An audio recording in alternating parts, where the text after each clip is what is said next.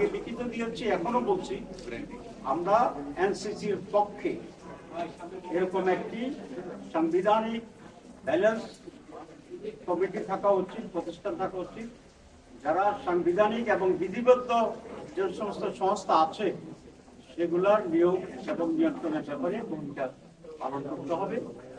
সেখানে প্রধানমন্ত্রী থাকবেন, প্রধান বিরোধী দলীয় নেতা বা নেত্রী যিনি তিনি থাকবেন, আমাদের স্পিকার থাকবে, আপনার লোয়ার হাউস যদি হয় ডেপুটি স্পিকার থাকবেন।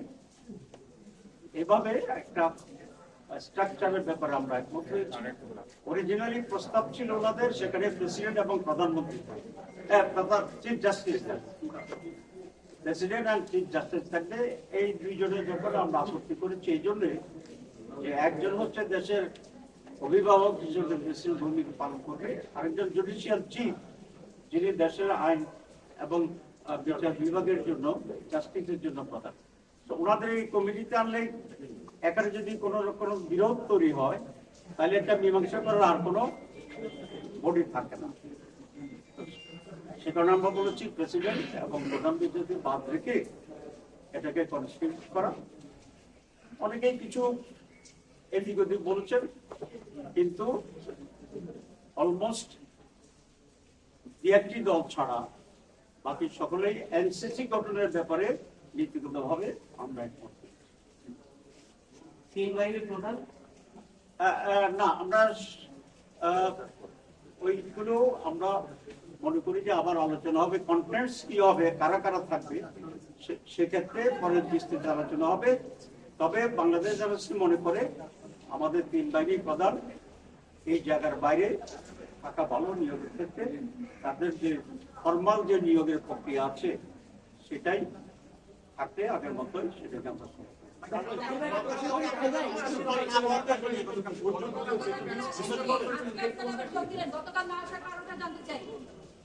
আমি খুব বিস্মিত যে আমরা 24 ঘন্টা আসি নাই, আপনারা কারণটা এখনো বের করতে পারেন।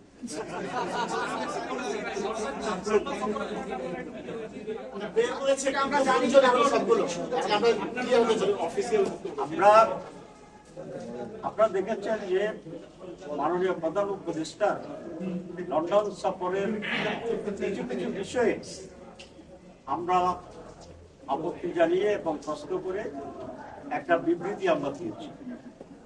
সেই বিবৃতিটাই হচ্ছে ওনার লন্ডন সফরের ব্যাপারে আমাদের অফিসিয়াল স্ট্যান্ড, এবং এটা আমাদের নির্বাহী বৈঠকে হাইস্ট বডি যেটা আমাদের অ্যাপেক্স বডি, সেই নির্বাহী বৈঠকের সিদ্ধান্ত ভিত্তিতে এটা এবং অ্যাপ্রুভালের ভিত্তিতে সেই স্টেটমেন্ট করেছে।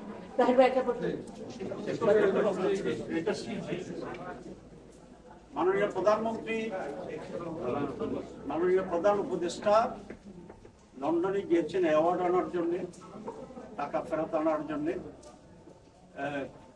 এবং ওনার উপস্থিতিতে বাংলাদেশের অন্যতম বৃহৎ দল Bangladesh nationalist party BNP executive প্রধান বা ভারপ্রাপ্ত প্রধানের সাথে ওনার সেখানে একটা বৈঠক হয়েছে এবং এটাকে আমরা ওয়েলকাম করেছি। এবং মিটিং এর আগের দিন অনেকগুলো পত্রিকায়, বেশ করে প্রথম আলোতে আমার বক্তব্য ওয়েলকামিং বক্তব্য খুব বেশি পছন্দ করেছি।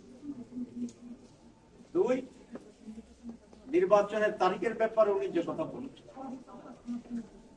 এইটার ব্যাপারেও আমাদের তেমন কোনো আপত্তি নেই, কারণ আমরা তো ডিসেম্বর টু এপ্রিল ফ্লেক্সিবিলিটি রেখে নির্বাচনের তারিখ ঘোষণার জন্য আমরা প্রস্তাব করেছিলাম। সুতরাং ডিসেম্বর হইলেও এটা আমাদের দাবির ভিতরেই নয়। এখন যে ফেব্রুয়ারির ব্যাপারে করার কিছু শর্ত সাপেক্ষে যে ফেব্রুয়ারির কথা বলা হয়েছে সেখানেও আমাদের প্রস্তাবের ভিতরেই আছে। এপ্রিলে যদি হয়তো যেটা উনি ঘোষণা করেছিলেন সেটাও আমাদের প্রস্তাবের ভিতরেই ছিল।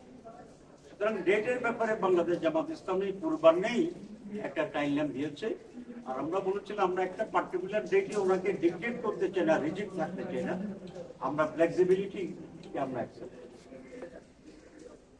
এখানেও আমাদের কোনো তেমন আপত্তি। আমরা যে জায়গাটা প্রশ্ন তুলেছি যে উনি জাতির উদ্দেশ্যে একটা ভাষণ দিয়েছেন, ভাষণ দিয়েই টেলিভিশনে একটা তারিখ ঘোষণা করছে। এখানে যদি কোনো পরিবর্তন হয় আলাপ আলোচনার মাধ্যমে, এটা হতেই পারে। বিএনপি একটি বড় দল, তাদেরও দাবি ছিল, এবং আলোচনা করে উনি যদি কনভিন্সড হন যে এটা চেঞ্জ হতে পারে, এখানে আমাদের কোনো কথা নেই। কিন্তু সেটা ভালো হইতেও, যেহেতু উনি একটা টেলিভিশনে কমিটমেন্ট করেছিলেন, বাংলাদেশে এসে আবার কথাবার্তা বলে এটাকে উনি রিভাইজ করতে পারতেন, কিন্তু সেটা উনি করেন। দুই, আমরা বিশ্বের সাথে দেখলাম যে উনি একটি দলের প্রতিনিধির সাথে জয়েন্ট স্টেটমেন্ট করেছে, যৌথ বিবৃতি। এটা পৃথিবীর ইতিহাসে রিপিট হয়েছে আছে কিনা আগুন এক্সাম্পল আমাদের জানা নেই। বিভিন্ন দেশের সরকারের সাথে প্রধান বিরোধী দল বা পার্লামেন্টের প্রতিনিধিত্বকারী দলগুলোর সাথে